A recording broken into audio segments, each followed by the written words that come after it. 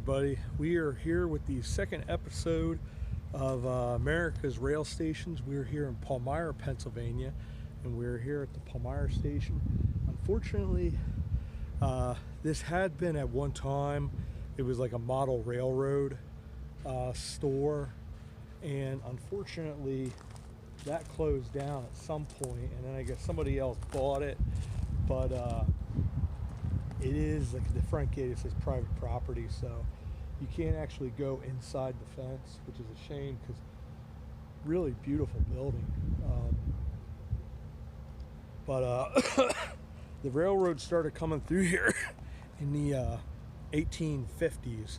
I believe 1857 is when they said they had an original line, and then that got bought by, I believe, Pennsylvania and Reading. But this is one of those stations. I'm not really sure when this particular one was built. I did see something on this garage over here that says 1911 because it's a heritage station. Whether this is the original station that was here or this is something that was built a lot later. I think a lot like Annville, they had passenger travel through here till I think 1963. Somewhere in this vicinity there is another station. It's a freight station. This is a passenger station, but there is a freight station here. The building's still standing. I wanted to say a special thank you to Michael, who emailed me and said about a site. It's called west2k.com, and it has all the Pennsylvania rail stations, past and present. So they have the present ones that still exist, like Palmyra here, that are still in what the form was and what the look was back in the day when it was operational. And then you'll have some like Myerstown.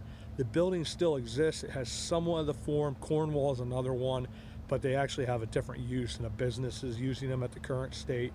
Annville and Palmyra are pretty original because they're not used for anything else. So those stations are pretty much as they would have been back in the day. That would have been the ticket office there. The two in Lebanon I had gotten there. The Cornwall and Lebanon Railroad, which was built by the Coleman family, replaced an earlier station, and then you had the Reading Railroad Station.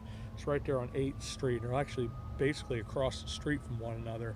And we'll go down there, and those are some really phenomenal. This is actually a really pretty station.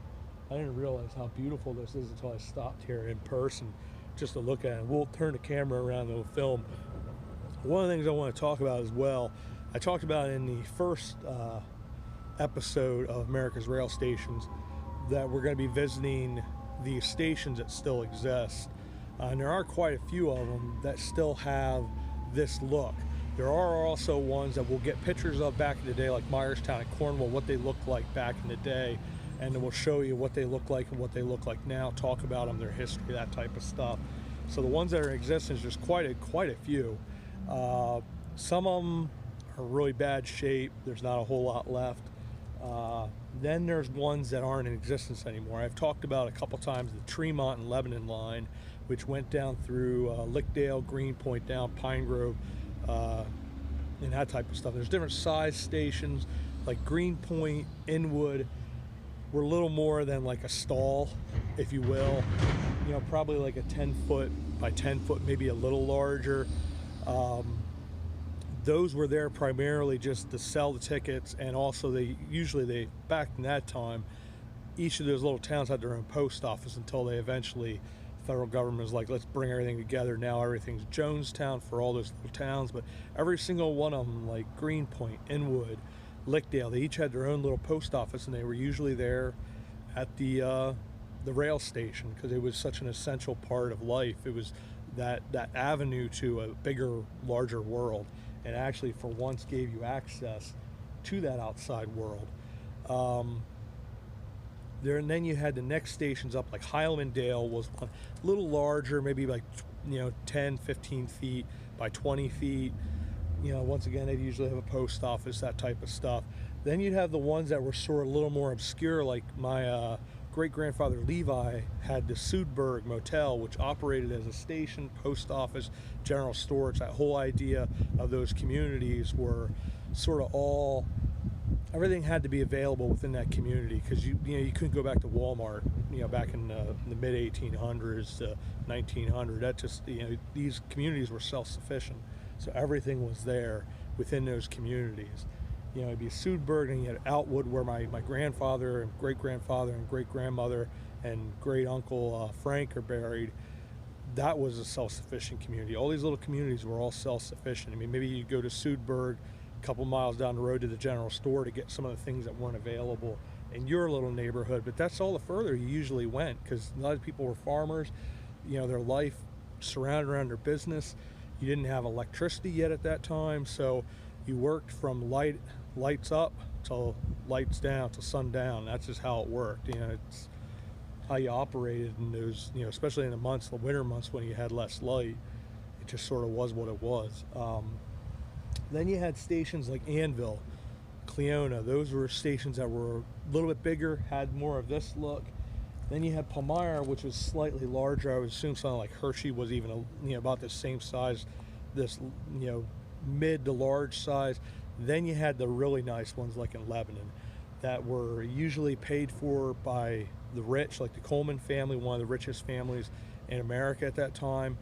It's got a very different architectural style, Victorian, maybe with a little Romanesque architecture, chateau-esque, very original, very unique, beautiful structures. You'd almost have like an Art Deco to some degree. And I'm hoping maybe the one we can actually get inside the Cornwall and Lebanon one, because Strickler Insurance uses it now, and I think they have available that you can actually go inside and check it out. So hopefully maybe they'll allow us to go in and check it out and see what it's all about. But anyways, you had those stations, and then of course eventually when you got into the big cities, you had the Grand Central Station and those types of things, which were just wonders of the world, of architecture and that type of stuff. But we're here in Palmyra. I'm going to flip the camera around.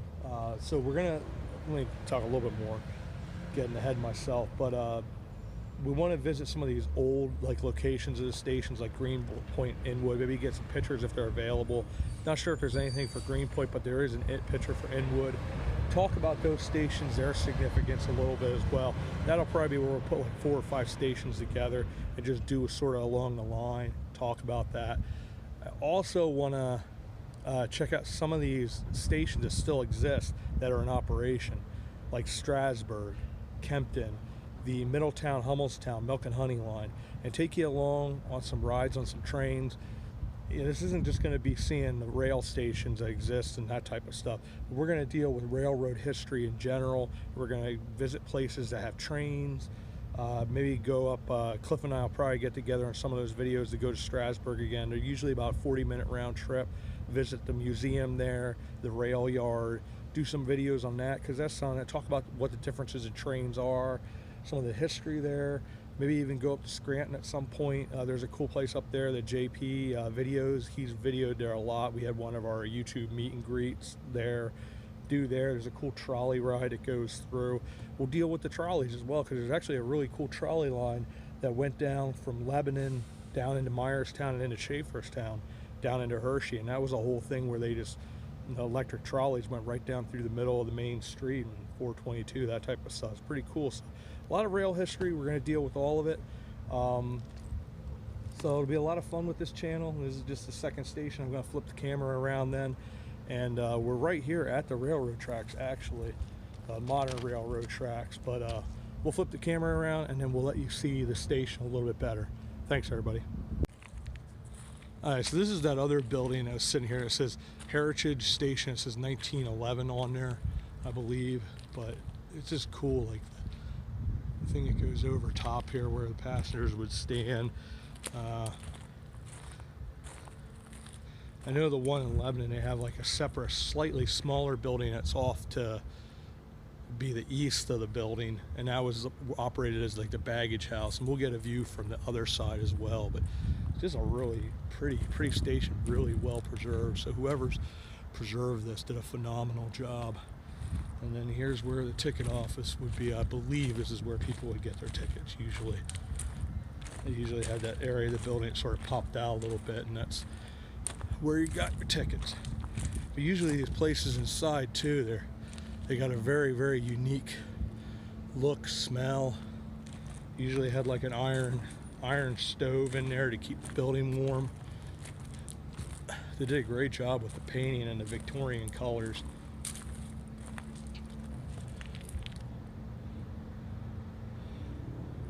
Yeah, it's a shame you can't go inside the fence to walk along here, but I want to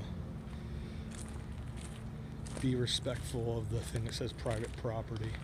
So what we'll do is we'll go around the other side. The other side, the gate's a little further away.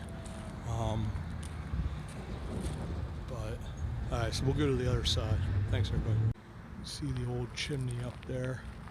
But here's where it says private property, no trespassing. Like I say, it used to be, they had the sign here that was the toy train shop, and it would say about their hours and what they had, that type of stuff. But unfortunately, that apparently went out of business. And a viewer had said that there was some kind of like, I guess like a catering service or something had bought it and had been using it for a little bit, but that's probably went out of business as well. But it's a really cool location. It's a shame that they can't do something with it that people can have access to, because it's just such a cool building. Like I said, just to be able to go inside. I'll see if I can find some pictures, but there really isn't a whole lot of history. Like the Annville station had a lot more history because the Annville, the Friends of Old Annville had kept all that history and restored the building, so all that was still available. So they had all that documented, whereas really isn't a whole lot documented here. But I just love the brickwork, the old chimneys that had the opening up at the top and stuff like that. It's got that look, that era. So this could be as late as 1911 if that, what they say there in the Heritage Station is correct. You sort of would think with the stonework on the bottom, the limestone work, it might have been earlier, but that might be from the original station too, because a lot of those early structures would have been wood. So, but that is the Palmyre Station. So with that, I will say goodbye here on our second episode, and our third and fourth episode, they'll wind out happening.